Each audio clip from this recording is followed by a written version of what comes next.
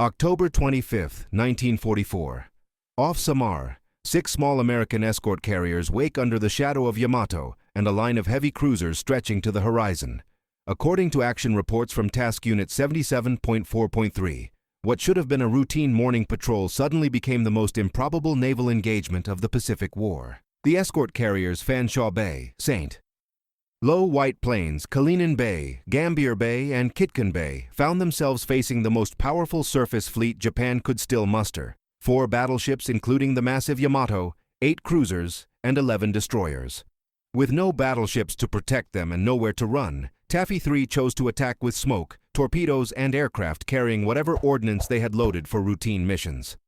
6 escort carriers carrying approximately 160 aircraft were about to flip the script on what became one of the Pacific's most celebrated naval battles against overwhelming odds.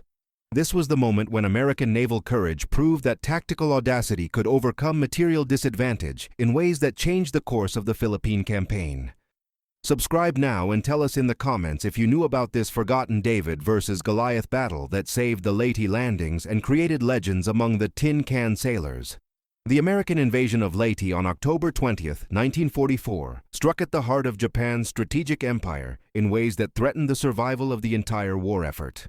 According to Joint Chiefs of Staff planning documents, control of the Philippines would sever Japanese supply lines to the resource-rich Dutch East Indies, cutting off oil, rubber, and strategic materials that sustained continued resistance. The capture of Leyte specifically would provide air bases within bomber range of Japan's main shipping routes through the South China Sea, while establishing advanced naval facilities that could support operations against Formosa, the Chinese coast, and eventually Japan itself. General MacArthur's return carried immense psychological significance, but the operational objective remained brutally practical: establish a base complex that would enable sustained operations against Japan's inner defensive perimeter. The scale of the American operation reflected industrial capabilities that Japan could no longer match after 3 years of attrition warfare. According to 7th Fleet operational records, the invasion force included over 700 ships carrying 174,000 assault troops, supported by massive logistics trains capable of sustaining extended operations regardless of Japanese countermeasures. Pre-invasion airstrikes had systematically destroyed Japanese air power throughout the Philippines, reducing enemy fighter strength to fewer than 200 operational aircraft. American submarine operations had devastated Japanese merchant shipping, cutting supply lines to isolated garrisons throughout the Pacific. However, the Imperial Navy still possessed powerful surface units capable of inflicting catastrophic damage on American amphibious forces if they could reach the landing areas before defensive countermeasures could be organized. The Japanese response came through Operation Shogo, literally meaning victory operation, representing Japan's final attempt to achieve decisive naval victory through concentration of remaining forces against vulnerable American operations. According to captured planning documents analyzed by Allied intelligence, Admiral Toyoda's strategy committed nearly every major warship remaining in the Imperial Navy to a coordinated attack designed to destroy the American invasion fleet while it remained concentrated in Leyte Gulf. The plan called for unprecedented coordination between widely separated naval forces operating under radio silence while navigating through waters increasingly dominated by American air power and submarine patrols.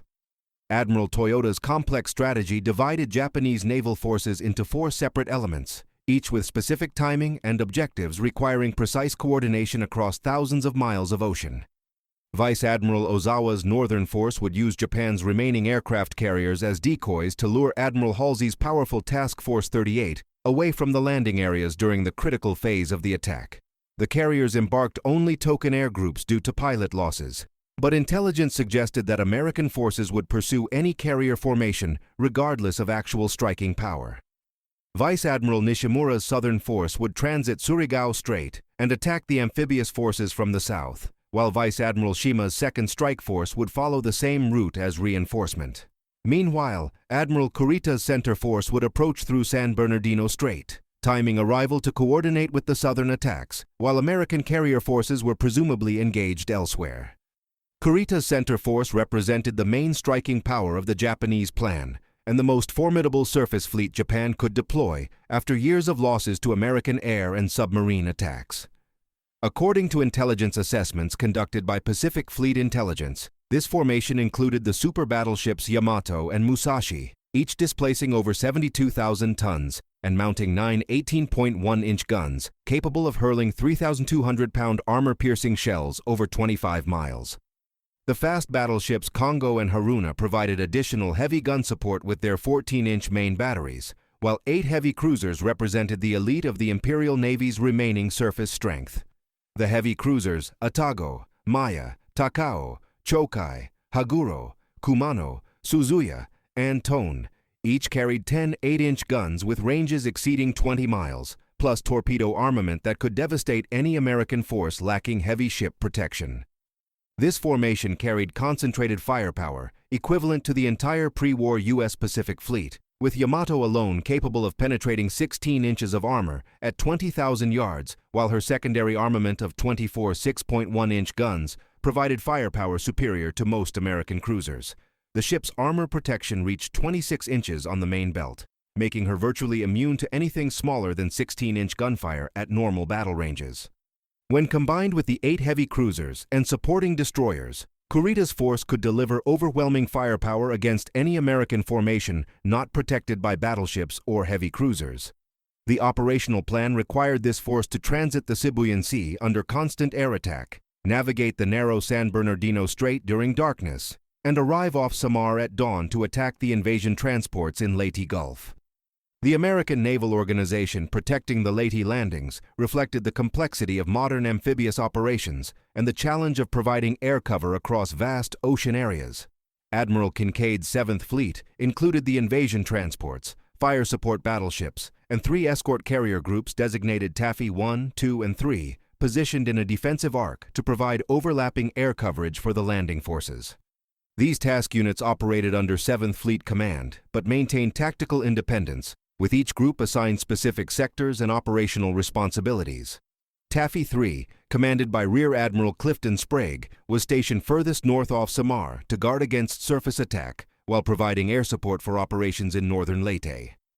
Meanwhile, Admiral Halsey's 3rd Fleet operated independently under Pacific Fleet Command, with broad discretionary authority to pursue and destroy enemy forces wherever they could be brought to action. The command structure complexity would prove critical as events developed, because neither fleet commander possessed complete authority over all American naval forces in the area.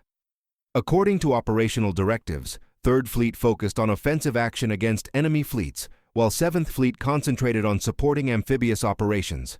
This division of responsibility created potential coordination problems when enemy actions threatened both objectives simultaneously, particularly when rapid communication proved difficult due to radio interference and the vast distances involved in Pacific operations. The morning of October 25th began with routine operations that masked the approaching crisis and demonstrated the normal operational tempo that made the subsequent surprise so devastating. According to flight logs from multiple CVE squadrons, dawn operations included standard combat air patrol launches to protect the task unit from air attack, anti-submarine sweeps to detect enemy submarines that might threaten the formation, and close air support missions for ground forces advancing inland on Leyte. Flight schedules called for continuous operations throughout daylight hours, with aircraft rotating between combat air patrol, strike missions, and maintenance periods in a carefully orchestrated cycle designed to maintain air coverage while preserving aircraft and crew readiness. Weather conditions included scattered rain squalls, characteristic of the tropical monsoon season, with variable winds that required careful attention to carrier operations and landing patterns. According to meteorological reports, visibility varied from less than 5 miles in heavy squalls to over 20 miles in clear areas, creating a patchwork of concealment and exposure that would prove tactically significant. Cloud cover remained broken to overcast at various altitudes, providing some concealment for aircraft operations while limiting visibility for navigation and target identification. Sea conditions included moderate swells from the northeast, creating deck motion that complicated aircraft operations while requiring skilled ship handling to maintain proper course and speed for flight operations. Most aircraft launched during the early morning carried mixed ordnance loads optimized for ground support and anti-submarine warfare rather than anti-ship operations, reflecting the routine nature of planned missions and the absence of intelligence indicating major surface threats. According to armament records, many TBM Avengers were equipped with depth charges for anti-submarine patrol, 500-pound general-purpose bombs for close air support, or rocket pods for ground attack operations. FM-2 Wildcats carried full machine gun ammunition, plus small bombs or rockets when assigned to ground support missions, but lacked the armor-piercing bombs and torpedoes most effective against heavily armored warships. The ordnance situation would prove critically important as events developed, because rearming aircraft for anti-ship operations required time that might not be available once combat began. The intelligence failure that enabled Kurita's approach reflected the complexity of coordinating multiple naval forces across vast Pacific distances and the limitations of available reconnaissance assets. According to communication logs, Admiral Halsey had received reports of Kurita's force transiting the Sibuyan Sea on October 24th and had ordered air attacks that sank the super-battleship Musashi and damaged other units in the Japanese formation. However, intelligence assessments suggested that these attacks had crippled Kurita's force and that the remaining ships were withdrawing westward toward Japan rather than continuing their advance toward Leyte Gulf. Reconnaissance flights during the night of October 24-25 failed to detect Kurita's force completing its transit of San Bernardino Strait, partly due to weather conditions and partly due to the assumption that the Japanese had abandoned their attack. The intelligence picture became further complicated when Japanese carrier forces were detected north of Luzon, apparently heading south toward the American forces. According to radio intercepts and reconnaissance reports, this northern force appeared to represent the main Japanese threat, carrying substantial air groups that could attack American positions throughout the Philippines. Based on this assessment, Admiral Halsey committed his entire Third Fleet to pursuing what appeared to be the primary Japanese striking force, leaving San Bernardino Strait unguarded except for routine patrol activities that proved inadequate to detect Kurita's night transit. The decision reflected sound tactical thinking based on available intelligence, but it created the conditions for tactical surprise at Samar. The breakdown in communication between 3rd and 7th Fleets created the final element in the developing crisis. According to message logs, Admiral Kincaid assumed that Halsey had left Task Force 34, a powerful battleship formation specifically organized for surface action, to guard San Bernardino Strait against any Japanese units that might complete the transit. Admiral Halsey, conversely, assumed that 7th Fleet forces possessed adequate capability to handle any Japanese units that might emerge from the strait, particularly after the apparent damage inflicted during the previous day's air attacks. This fundamental misunderstanding meant that no American heavy units were positioned to intercept Kurita's force as it approached the escort carrier formations at dawn. Japanese confusion regarding American force composition began immediately upon visual contact and would influence tactical decisions throughout the engagement. According to post-war interrogations of Japanese officers, lookouts and radar operators initially identified the escort carriers as large fleet carriers based on their flight operations and aircraft complement. This misidentification was reinforced by the presence of destroyers and destroyer escorts that intelligence suggested accompanied fleet carriers rather than the light escorts typical of CVE formations. The confusion was understandable given the distance and atmospheric conditions, but it led Japanese commanders to believe they were engaging major fleet units rather than escort vessels designed for supporting amphibious operations. Communication challenges affected both sides as the engagement developed. According to radio logs, the surprise nature of the contact created immediate coordination problems as Taffy 3 units attempted to organize defensive measures while requesting assistance from other naval forces.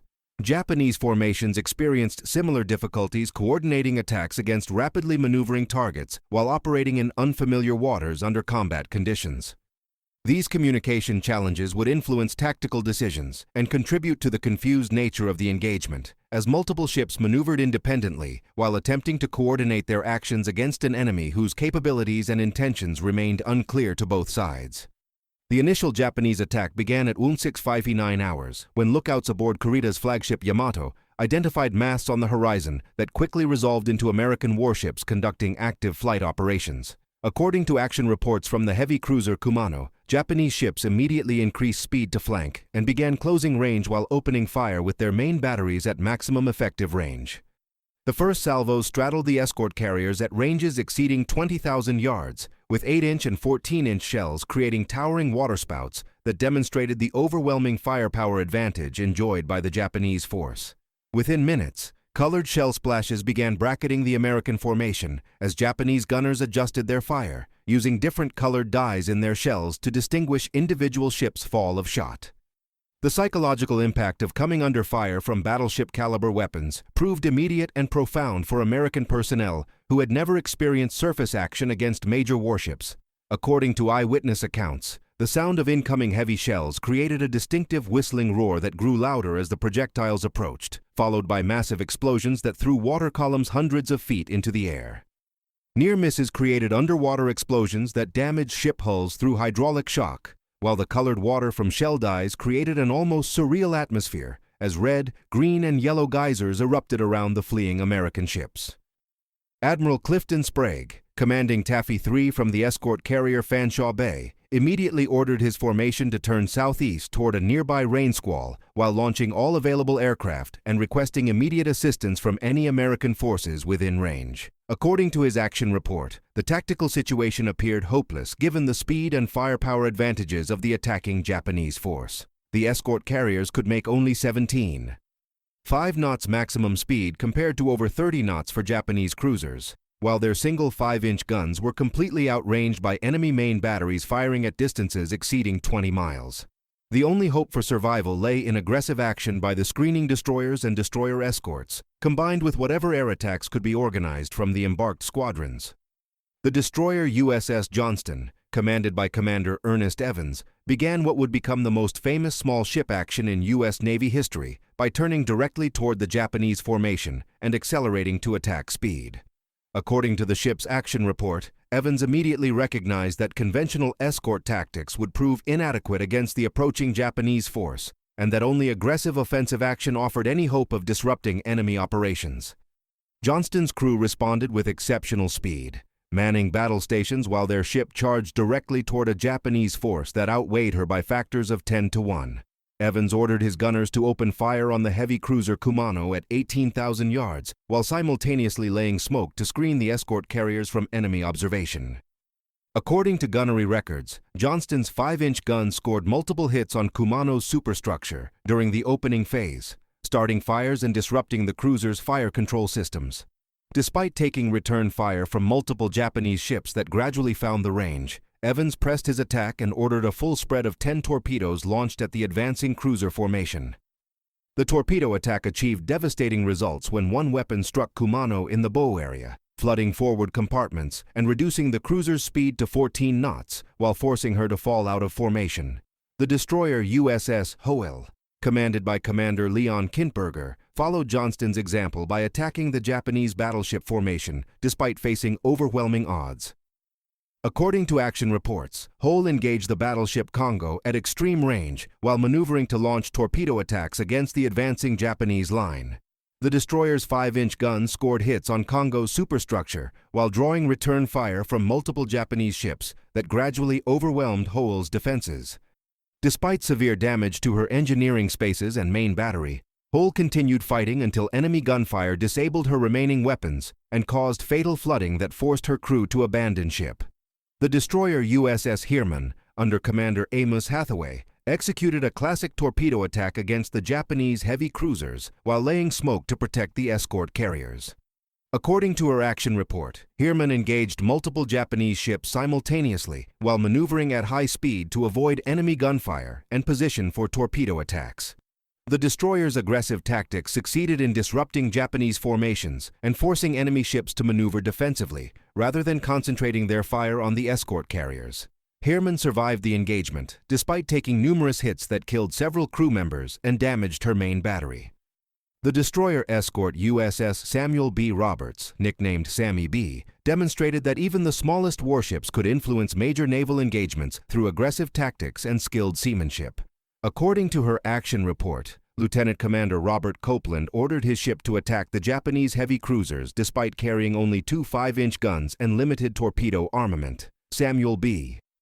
Roberts engaged the heavy cruiser Chokai at close range, scoring multiple hits that started fires and caused significant damage to the Japanese ship's superstructure. The destroyer escort's attack continued for over an hour before overwhelming enemy fire caused fatal damage to her hull and machinery. Aircraft operations from the escort carriers proceeded under the most challenging conditions imaginable, with flight decks receiving enemy shell fire while conducting launch and recovery operations. According to squadron records, pilots took off with whatever ordnance was available, including depth charges, general-purpose bombs, and even practice ammunition when nothing else could be loaded quickly. Lieutenant Commander Edward Huxtable, commanding Composite Squadron 81 from Gambier Bay, led repeated attacks against Japanese heavy cruisers using 500-pound general-purpose bombs that achieved surprising effectiveness against unarmored superstructures and fire control systems. The improvised nature of air attacks created tactical innovations that maximized limited ordnance effectiveness. According to pilot reports, TBM Avengers armed with depth charges attacked Japanese ships by setting the charges for shallow detonation, creating underwater explosions that damaged hull plating and flooding systems. FM-2 Wildcats conducted strafing attacks against bridge structures and anti-aircraft positions, disrupting Japanese fire control and communications. When ammunition was exhausted, some pilots continued dummy attacks to distract enemy gunners and disrupt ship formations, demonstrating extraordinary courage under impossible circumstances. The loss of USS Gambier Bay marked the only time during World War II that enemy surface gunfire sank an American aircraft carrier.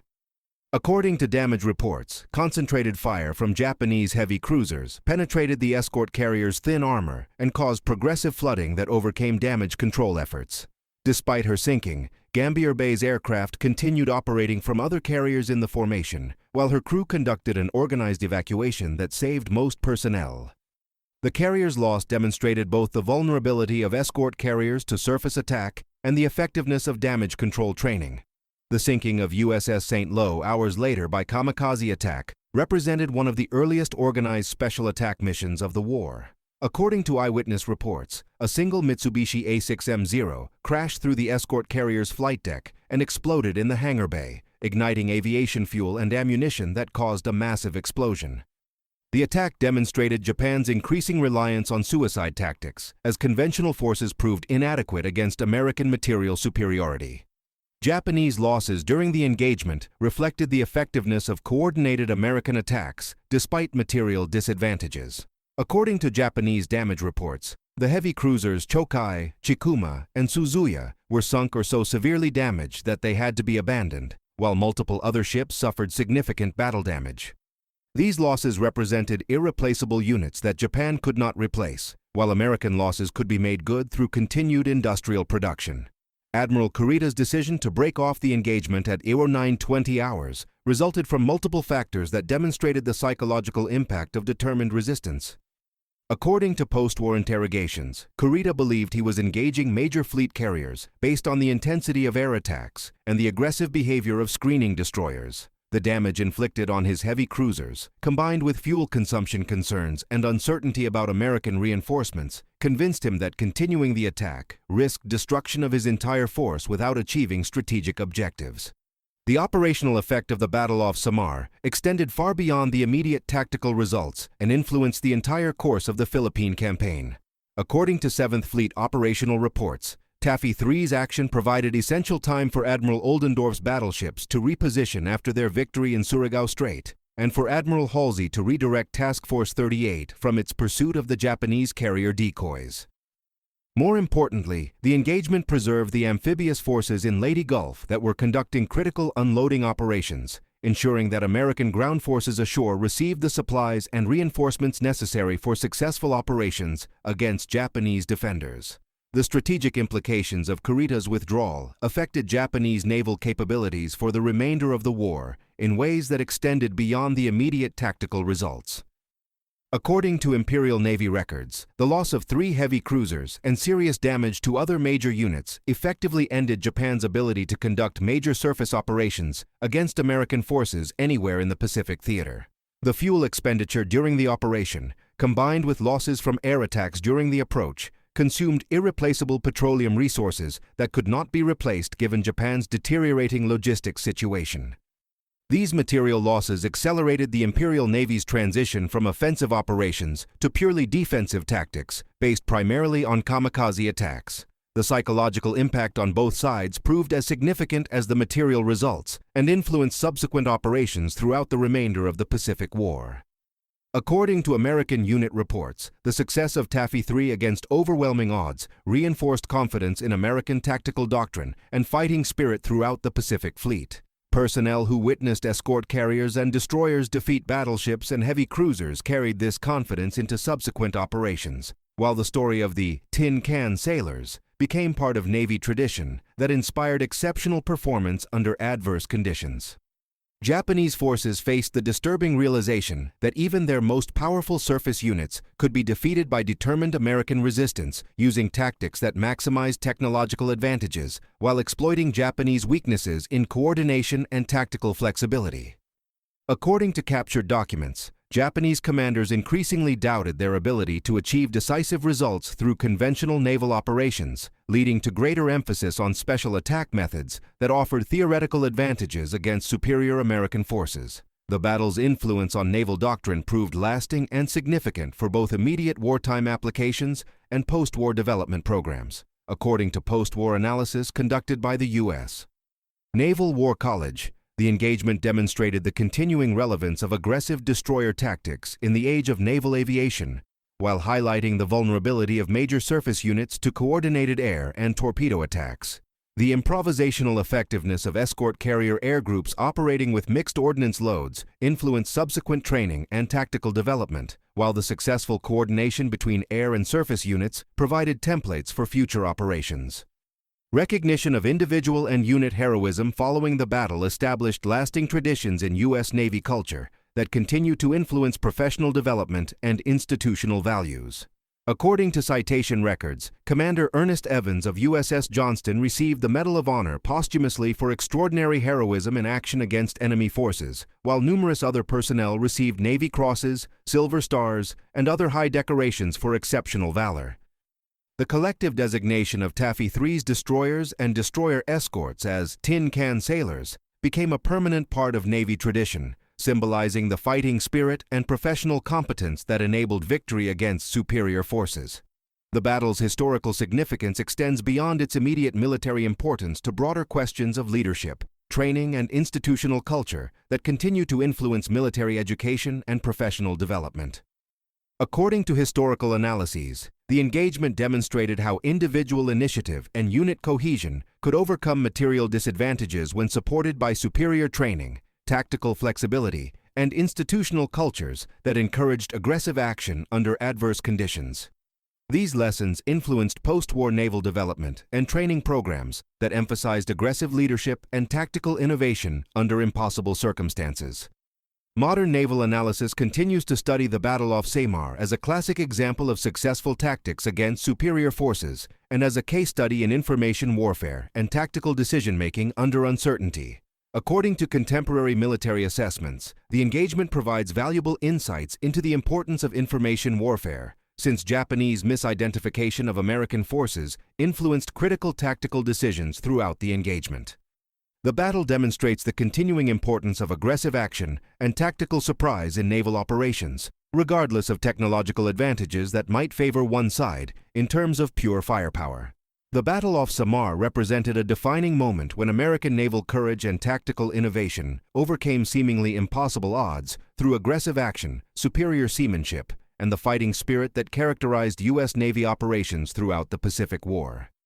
According to strategic assessments, Taffy 3's victory demonstrated that material disadvantages could be overcome by tactical audacity, professional competence, and coordinated action that maximized limited capabilities while exploiting enemy vulnerabilities created by confusion and overconfidence. The escort carriers and their screens achieved tactical success, not through superior firepower, but through aggressive action that disrupted Japanese plans and created opportunities for individual ship actions that proved decisive. The engagement's broader significance extends beyond its immediate tactical results to fundamental questions about naval warfare in the modern era and the continuing importance of human factors in determining military outcomes. The battle proved that aggressive destroyer tactics remained relevant in the age of naval aviation, while demonstrating how air power and surface action could be coordinated effectively even under the most challenging circumstances. These lessons influenced post-war naval doctrine and continue to provide insights for contemporary military planning, where technological advantages must be balanced against tactical innovation and fighting spirit. The legacy of the tin can sailors who fought at Samar continues to inspire naval professionals and military historians who study the engagement as a classic example of how determination and skill can achieve victory against overwhelming material odds. The battle stands as permanent testament to the proposition that in naval warfare, the human factors of courage, professional competence, and tactical innovation often prove more decisive than material advantages alone, regardless of technological sophistication. This episode revealed how tactical audacity and coordinated action could achieve strategic victory in hours, rather than the prolonged campaign that Japanese planners anticipated for destroying American amphibious forces and regaining control of Philippine waters. Leave a like, subscribe, and share in the comments your thoughts about how the Battle off Samar continues to influence modern naval doctrine and the traditions of courage under fire.